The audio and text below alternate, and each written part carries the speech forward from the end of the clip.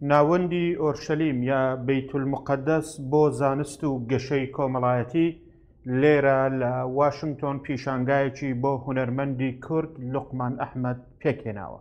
ئەگەر لە ڕابردوودا خەباتگێڕانی کورد تەنیا چیاکانی کوردستان پشتیوانیان بوو و چیاکان بەرگریان لەمانەوە و ناسنامەی گەلی کورد دەکرد و لەو چوارچێوەیەدا خەباتگێڕانی کورد لە پێناوی مانەوەی نەتەوەکەیاندا گیانیان دەبەخشی، ئەوە ئێستا هونەرمەندان و خودان بەهرەکانی کورد لە هەموو شوێنێکی دنیا وەک دەبینین ئەوڕۆ لێرە لە واشنگتۆن کە گرنگترین پێتەختی سیاسی و ئابووری گیانە پیشانگا بۆ یەکێک لە هونەرمەندانی کورد پێکدێنن کە خەڵکی ڕۆژاوای کوردستانە و دەزانین کە ڕۆژاوای کوردستان ئێستا بە هەلوو مەرجێکی گەلێک دژوار و تاقەت پڕوچێندا هەنگاو بەرەو پێشەوە دەنێ. هونەرمەند لوقمان ئەحمەد بەکردنەوەی ئەو پیشانگایە لە ناوەندی بەیت المقەدەس لە واشنگتۆن دەیەوێت جارێکی تر هونەر و کولتوری گەلی کورد لە ڕێگای تابلۆکانیەوە بە بیانیەکان و بە هەموو خەڵکی جیهان بناسێنێکە ڕۆژانە سەردانی ئەو ناوەندە دەکەن. هەر لەم چوارچێوەیەدا لوقمان ئەحمەد بەم چەشنە بۆ کوردستان تیڤی دووە. gelek spas بۆ تلڤیزیۆنا کوردستان TV گوهاتیە میوانداریە پێشەنگەها من لە واشنگتۆن. پێشەنگەها من بەردەوام دەکە 15 ڕۆژە لە سنتەرا جێروسەلام لە واشنگتۆنێ. پێشەنگەها من دەبن ناوێ هێڤیەکە بچووک و گولاک.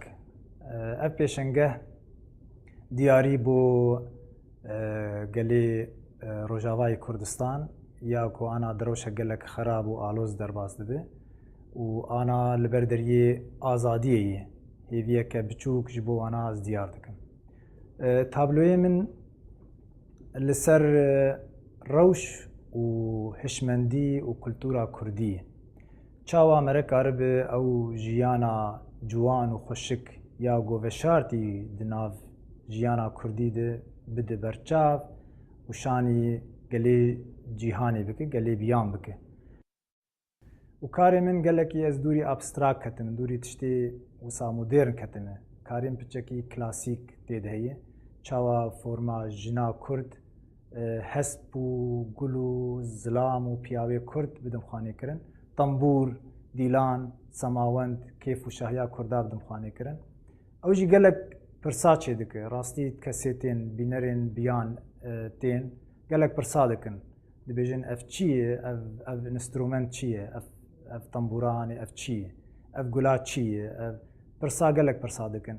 Hêvîdarim ev hêviya me bigê serî û ez karibim nameya xwe bigînim xelkê bi zimanekî baş, bi zimanekî ciwan û ez karibim bibim perçak ji nav kar û xebata hunermendên Emerîkî weke hunermendekî Kurd li kêleka wan tiştekî baş bo vê jiyanê bikim.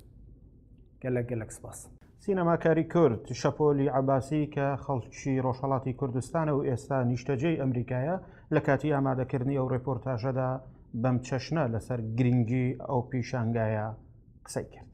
زۆر گرینگە لە ناوەندی واشنگتۆن لە ئەمریکا ئەمە نمایشگایکی ئاوە دەبینی بە بەشداربوونی هونەرمەندێکی کورد.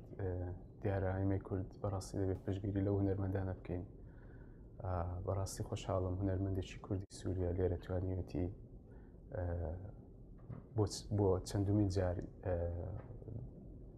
نمایشگایکی ئاوە پێک بێنە بەو تابلۆ جوانانەوە ئەو بتوانێت هونەر و کەلتوری کوردی بە بیانیان و دانیشتنانی ئەمریکا لە واشنگتۆن نیشان بدا. ڕەحیمی ڕەشیدی، کوردستان تیڤی، واشنگتۆن.